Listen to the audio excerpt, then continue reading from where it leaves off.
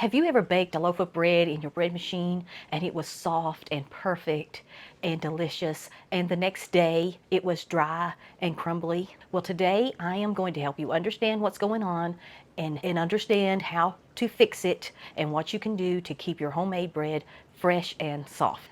So the first thing we need to understand is that soft bread begins with that dough ball. So when you are making your bread, you need to make sure that after the first few minutes of kneading, look into the machine and see that that dough ball is soft and smooth and not dry and crumbly. It should be cleaning off the sides of the pan. All the dough should be formed into a nice soft ball. It should be slightly tacky, but not extremely sticky. And it should kind of hold its shape. If you pause the machine or when it's not actually kneading, it should hold its shape and not fall into a puddle. There shouldn't be any dry pieces of flour or pieces of dough that won't connect to the dough ball.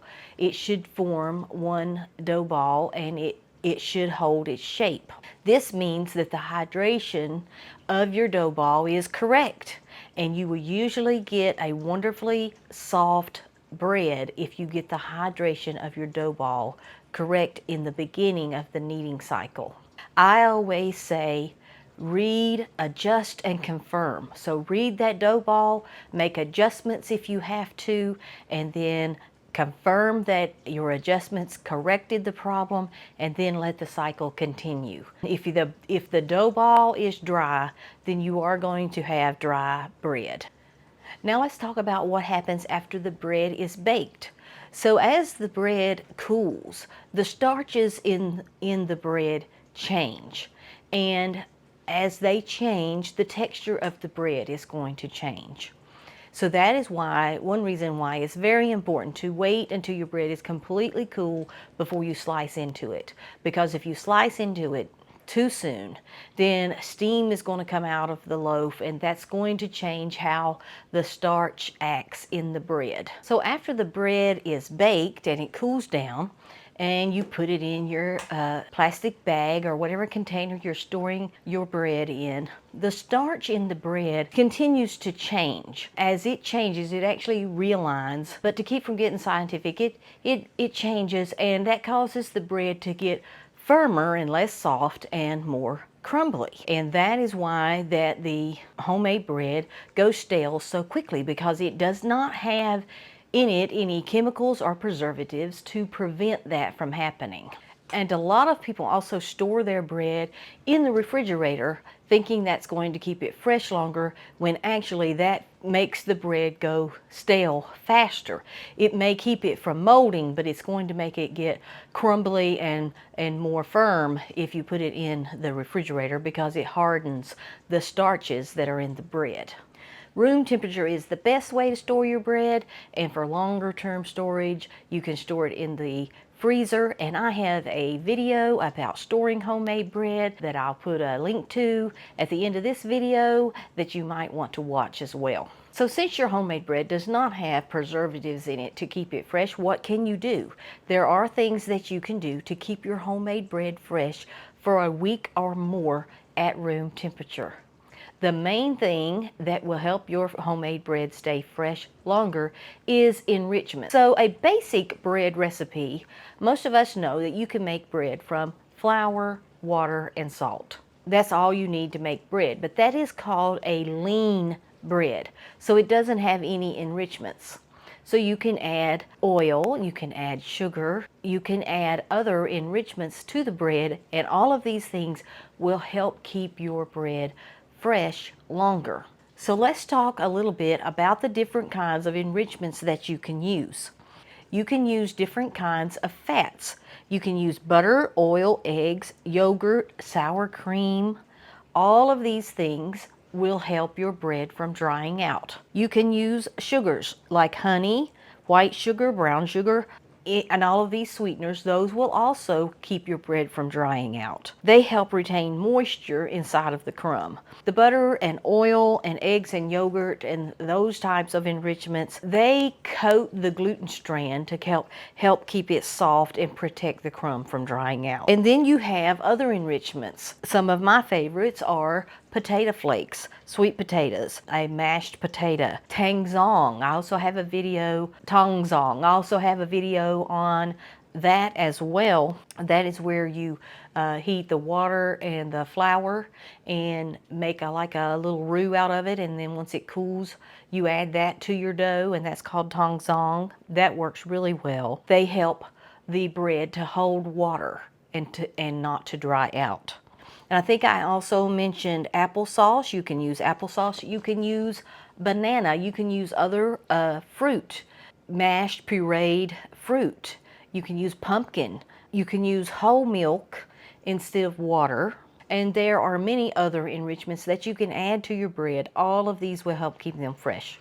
The one that I use the most often is the potato flake mixture. And I have a video on the Amish potato flake sourdough starter.